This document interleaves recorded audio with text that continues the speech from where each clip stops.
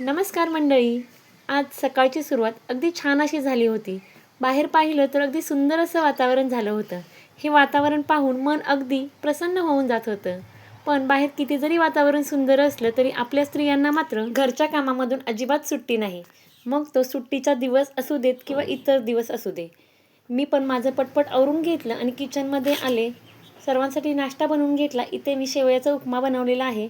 यानंतर इकडे मी स्वयंपाकाची तयारी देखील करून घेतलेली आहे. छान भेंडी धुवून चिरून घेतली. यानंतर एका साईडला मी पीठ देखील छान असं मळून घेतलेलं आहे. आणि आता मला भेंडीला जे काही लागणार आहे त्याची तयारी करून घ्यायची आहे. त्यासाठी इकडे मी कांदा देखील कट करायला घेतलेला आहे. आमच्या इकडे भेंडी करताना कांद्याचा वापर केला जातो. कांदा आणि टमाटरची फोडणी देतात, तर काही ठिकाणी लसणाची फोडणी देतात.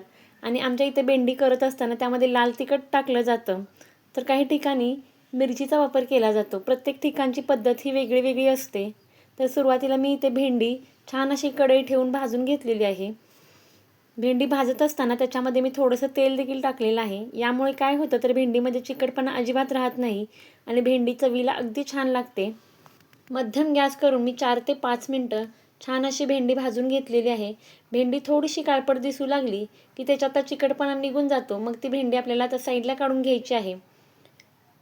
मी आता भेंडी साईडला काढून घेतलेली आहे आणि त्याच कढईमध्ये मला भेंडीला फोडणी द्यायची आहे. त्यासाठी मी तेल टाकलेलं आहे आणि आता तेलामध्ये आपल्याला कांदा आणि टमाटर छान असं भाजून घ्यायचं आहे. 2 ते 3 मिनटं कांदा टमाटर छान भाजल्यानंतर त्याच्यामध्ये आपल्याला जे भेंडीसाठी मसाले लागणार आहेत, हळद, मीठ आणि लाल तिखट हे टाकून घ्यायचं आहे. मी भेंडीमध्ये एवढ्याच मसाल्यांचा वापर करते आणि अशा पद्धतीने भेंडी केली तर खायला अगदी छान लागते. यानंतर आता आपल्याला भेंडी कढईमध्ये छान अशी परतून घ्यायची आहे, जेणेकरून ते सर्व मसाले आपण टाकलेले आहेत ते भेंडीला लागतील. आणि 2 मिनटं झाकून द्यायचे आहे. 2 मिनटं झाकल्यानंतर भेंडी आपली छान अशी तयार झालेली आहे. इथे मी चपाती देखील करून घेत आहे आणि चपातीचं पीठ मी भाजी बनवण्याच्या अगोदरच मळून ठेवलं होतं, त्यामुळे अगदी छान असं चपातीचं पीठ तयार झालं होतं आणि अशा पिठाच्या चपात्या अगदी छान मऊसूत अशा होतात.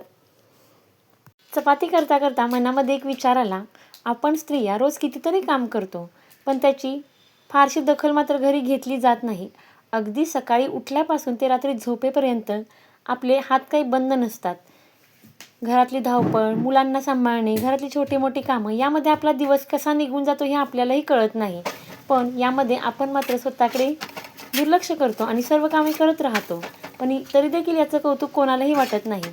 पण आपण केलेल्या कामाचं कौतुक हे आपण स्वतःच करायला अजिबात विसरायचं नाही. यामुळे काय होतं तर मन अगदी प्रसन्न होतं. चला तर मग इथं माझ्या चपात्या बनवून झालेल्या आहेत आणि परत भेटू आपण एका सुंदर विचारासह पुढच्या व्हिडिओमध्ये. तोपर्यंत बाय.